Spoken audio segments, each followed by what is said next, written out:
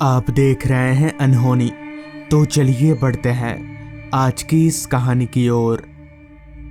मेरा नाम दिनेश है और मैं पिछले 5 दिनों से काम धंधा छोड़कर बिस्तर पर पड़ा हुआ हूँ। मेरी ये हालत कैसे हुई, चलिए जानते हैं आज की इस कहानी में। दरअसल हफ्ता भर पहले की बात है। मैं पहले जहाँ काम करता था वहाँ से बेमतलब का निकाल दिया गया। दरअसल मालिक के साले को नौकरी की ज़रूरत थी, तो इस वजह से मुझ पर चोरी का झूठा इल्ज़ाम लगाकर काम से निकाल दिया गया और मेरी जगह पर साले साहब को रख लिया गया। मैं ठहरा छोटा आदमी, ज़्यादा कुछ बोलता तो पता नहीं और क्या कर देते मेरे साथ। इसलिए मैं वापस अपने गांव चला आया, क्योंकि शहर में मुझे और कोई दूसरा काम मिल नहीं रहा था। ऐसे ही एक दिन मैं गांव के चाय की टपरी पर बैठकर चाय पी रहा था कि तभी गांव के बुजुर्ग सलीम चाचा चलकर मेरे पास आए और बैठे और चाय का ऑर्डर देते हुए मुझसे बोले, दिनेश बेटा, सुना है काम छूट गया शहर वाला। मैंने अपना सिर हाँ में हिलाया। फिर चाचा बोले, कोई काम मिला यहाँ पर? मैंने फिर अपना सिर ना में हिलाया। तो इस पर सलीम चाचा बोले, एक काम तो है, मगर तुम करोगे या नहीं? पहरेदारी का काम है। इस पर मैंने कहा, क्या काम है बताइए? मैं तो शहर में पहरेदारी का ही काम किया करता था, मैं आराम से कर लूँगा। इस पर काका ने कहा, कब्रिस्तान में पहरेदारी करनी है। दरअसल पिछले कुछ दिनों से कब्रिस्तान से लाशें चोरी हो रही हैं, इसलिए हम कोई पहरेदार ढूंढ रहे हैं। बोलो, मंजूर है? कब्रिस्तान का नाम सुनकर मैं थोड़ा घबरा गया, जिस पर मैंने सलीम काका से कहा, अच्छा, मैं सोचकर बताता हूँ। इतना बोलकर मैं वहां से उठकर घर की तरफ जाने लगा। मन ही मन में सोच रहा था कि क्या करूं। हालांकि मेरे पास कोई और काम नहीं था, मगर इसके चलते कब्रिस्तान में पहरेदारी का काम करना क्या सही रहेगा, वो भी रात में, मुझे कुछ ठीक नहीं लग रहा था। समझ नहीं आ रहा था कि क्या करूं। यही सोचते सोचते मैं घर आ गया। घर में कदम रखते ही बीवी के ताने शुरू हो गए। घर में खाना नहीं है, ये नहीं है तो वो नहीं है।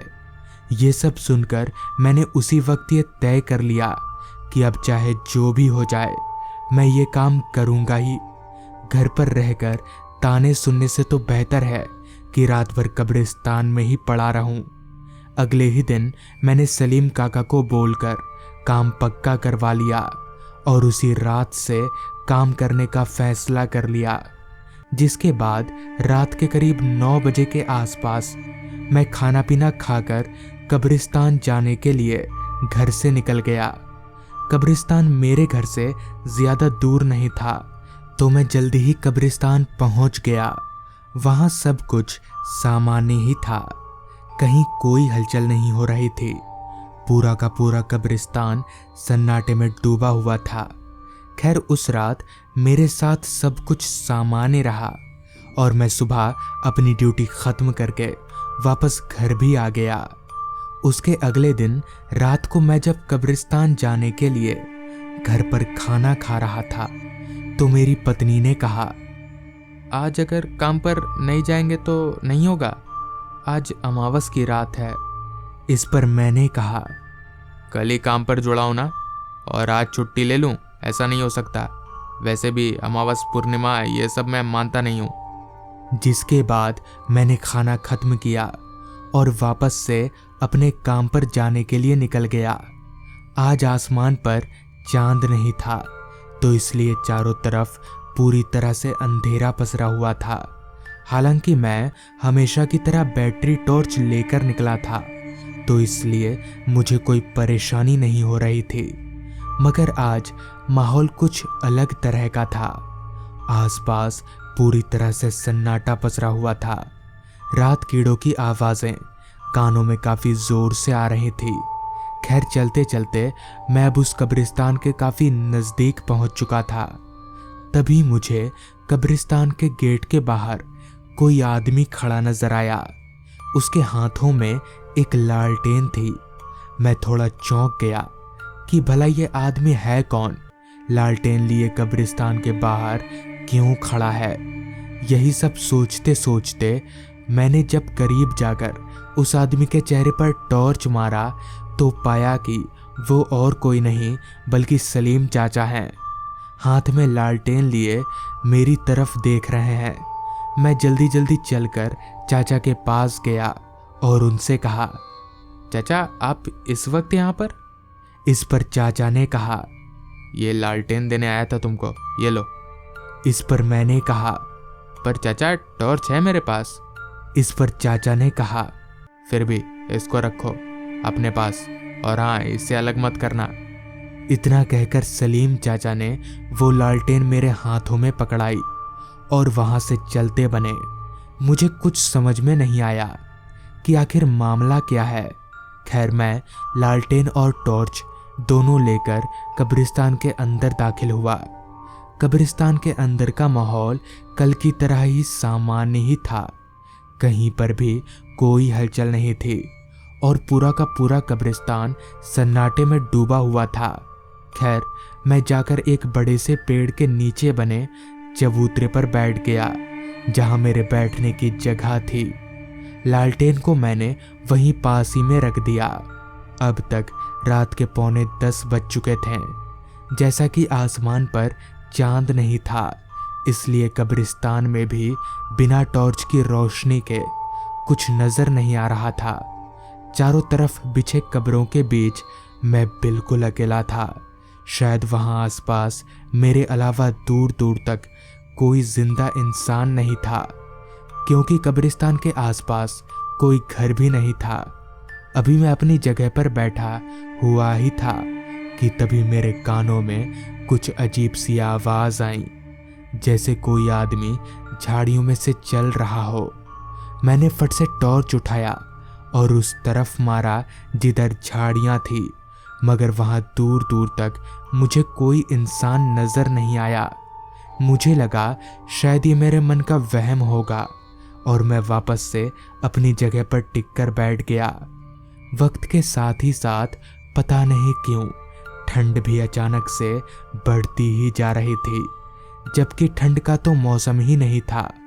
फिर मुझे ठंड क्यों लग रही है? ऊपर से कब्रिस्तान में अब धुंध भी छाने लगी थी। सब कुछ मेरी समझ से परे हो रहा था।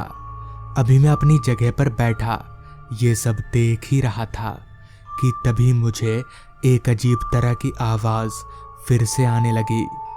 इस बार आवाज ऐसी थी जैसे कोई मिट्टी खोद रहा हो।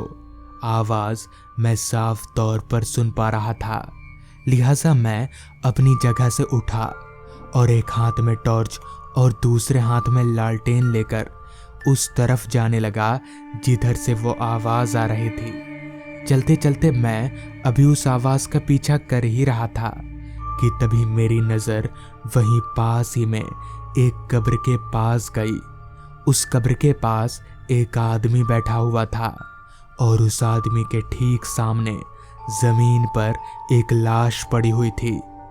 उस लाश के पास वाला कब्र भी खुदा हुआ था। मतलब साफ था कि उसी आदमी ने इस लाश को कब्र खोद कर निकाला था।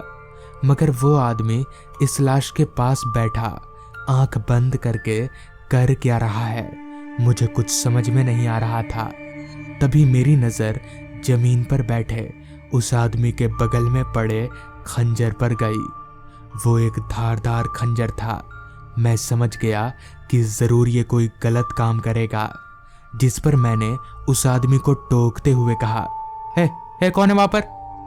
मैंने इतना कहा ही था कि तभी उस आदमी ने धारदार खंजर से उस लाश का सिर धड़ से अलग कर दिया और उस लाश का सिर उठाकर अपने हाथों में लेकर वहां से भागने लगा। मैं उस वक्त इतना घबराया हुआ था कि मैंने उस आदमी को रोकने की कोशिश तक नहीं की। अभी वो आदमी वहां से भागा ही था कि तभी वो सिरकटी लाश एकदम से उठकर खड़ी हो गई और तभी एक आवाज आई, मेरा सर कहाँ है? मेरी तो सिट्टी बिट्टी गुल हो गई। मुझे मेरी आंखों पर यकीन नहीं हो रहा था। तभी वो सिरकटी लाश मेरी तरफ आने लगी, मगर 2-4 कदम आगे आकर ही वो अपनी जगह पर ही रुक गई। शायद ये लालटेन के चलते हो रहा था। इसी मौके का फायदा उठाकर मैंने वहां से जो दौड़ लगाई, सीधे घर जाकर ही रुका। मगर आज तक ये पता नहीं चल पाया कि आखिर वो सब था क्या। इस घटना के कई दिनों बाद तक मैं बीमार भी रहा। तो दोस्तों, ये थी आज की कहानी। अगर आपको ये कहानी पसंद आई हो तो चैनल को ज़रूर सब्सक्राइब कर लें। तो मैं आपका दोस्त आर्यन जल्द ही मिलूंगा आपसे ऐसी ही एक कहानी के साथ।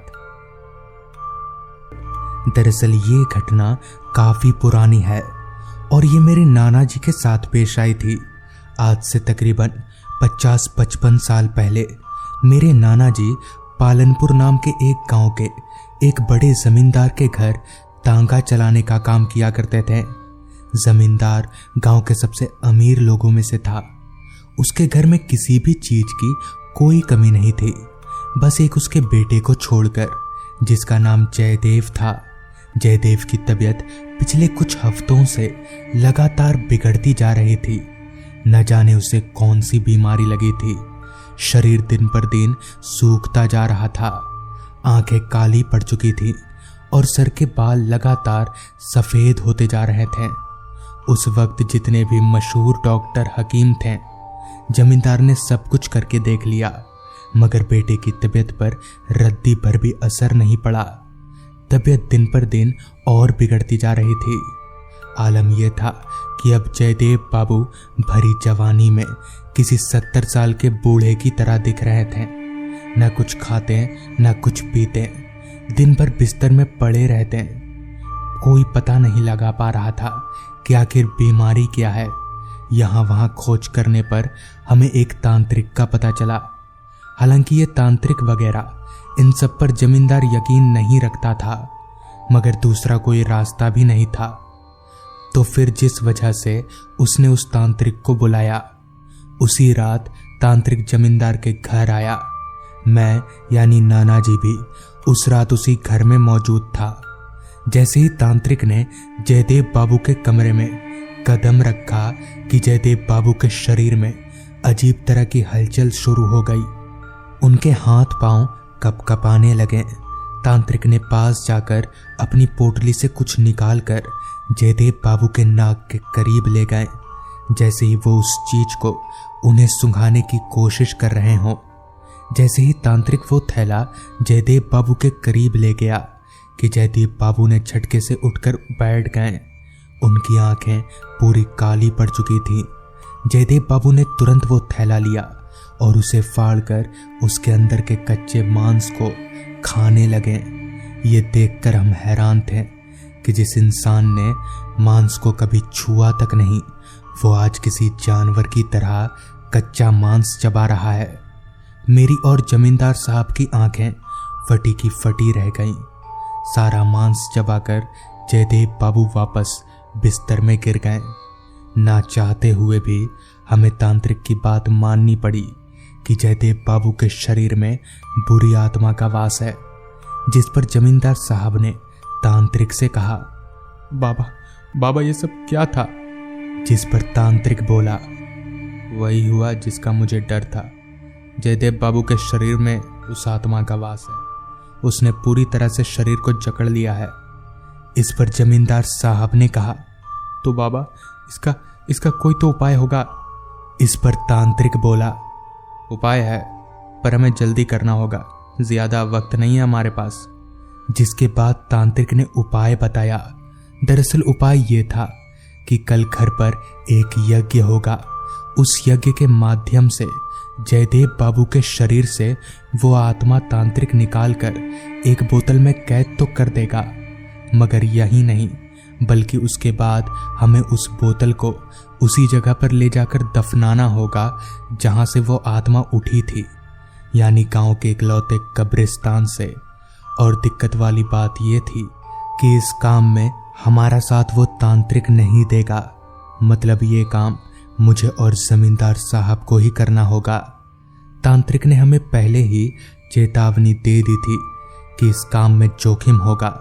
अगर मैं चाहता तो मुकर भी सकता था, मगर मैं जमींदार साहब का सबसे पुराना और भरोसेमंद आदमी था, इसलिए मैंने उनकी मदद करने का फैसला किया। जिसके बाद अगले दिन घर में यज्ञ शुरू हुआ। बहुत जद्दोजहद के बाद सुबह से रात हो गई, तब जाकर वो आत्मा तांत्रिक के हाथ लगी। हमें उस बोतल को उसी वक्त कब्रिस्तान में ले जाकर दफनाना था, लिहाजा मैंने फटाफट तांगा निकाला और जमींदार साहब को बिठाकर कब्रिस्तान की तरफ चल पड़ा। चूंकि हवेली से कब्रिस्तान थोड़ी दूरी पर था तो पहुंचने में वक्त लगेगा। वो कांच की बोतल पूरी तरह से काली पड़ चुकी थी। जमींदार साहब पीछे उस बोतल को लेकर बैठे हुए थे और मैं तेजी से तांगा भगा रहा था। वो रात कुछ अलग सी थी। एक अजीब सा सन्नाटा, एक अजीब सा वातावरण था। हर पल ऐसा महसूस हो रहा था जैसे अब कुछ गलत होने वाला है। अभी मैं तेजी से तांगा हाँक ही रहा था कि तभी अचानक से दोनों घोड़े एकदम से रुक गए, जिस वजह से तांगा एक झटके से रुक गया। समझ नहीं आ रहा था कि अचानक ये हुआ क्या। मैं घोड़ों को जितना भी हाँक लूं, घोड़े टस से मस नहीं हो रहे थे, जबकि सामने पूरा का पूरा रास्ता खाली पड़ा था। मैंने सोचा नीचे उतरकर देखना चाहिए। अभी मैं नीचे उतरने जा ही रहा था, तभी जमींदार साहब ने कहा, गंगाराम जरा संभल कर, मैं भी आऊं क्या? इस पर मैंने कहा, नहीं साहब, आप इस बोतल का ध्यान रखो, वो ज्यादा जरूरी है, मैं देख लूंगा। इतना बोलकर मैं तांगे से नीचे उतर गया। मैं तांगे से नीचे उतर तो गया था, मगर मैं करता भी तो क्या? सामने अगर कोई होता तब ना उसे हटाता। सामने तो कोई नजर ही नहीं आ रहा था। पूरा का पूरा रास्ता खाली पड़ा था। समझ नहीं आ रहा था कि करूं क्या। अभी मैंने घोड़ों को सहलाकर उन्हें आगे बढ़ाने की कोशिश कर ही रहा था कि तभी जमींदार साहब ने जोर से गायत्री मंत्र बोलना शुरू कर दिया। उनके ऐसा करते ही घोड़े अपने आप ही एक दो कदम आगे बढ़ने लगे, जिसके बाद मैंने फटाफट तांगा संभाला और कब्रिस्तान की तरफ जाने लगा।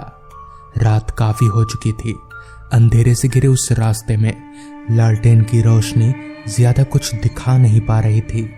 अभी मैं तांगा लेकर आगे बढ़ ही रहा था कि तभी रास्ते के किनारे पर मुझे कोई शख्स खड़ा नजर आया। जब तांगा उस आदमी के नजदीक पहुंचा तो मेरे होश उड़ गए, क्योंकि वो शख्स कोई और नहीं बल्कि खुद जमींदार साहब थे। उनके हाथ में वही कांच की काली बोतल थी। मैं तुरंत पीछे पलटा तो पीछे कोई बैठा हुआ नहीं था। आखिर ये हो क्या रहा है, मुझे कुछ समझ में नहीं आ रहा था। इतने में ही मुझे उस तांत्रिक की बात याद आ गई। उसने हमें चेतावनी दी थी कि रास्ते में इस तरह के छलावे होंगे, जिस वजह से मैं बिना कुछ सोचे समझे तांगा चलाता रहा। और जैसे ही मैंने उस छलावे को पार किया तो जमींदार साहब पीछे बैठे नजर आने लगे। अब हम लोग अपनी मंजिल कब्रिस्तान पर पहुंच चुके थे। मैं और जमींदार साहब हम लोग वो कांच की बोतल लेकर कब्रिस्तान में दाखिल हुए। पूरा का पूरा कब्रिस्तान जंगलों से घिरा पड़ा था।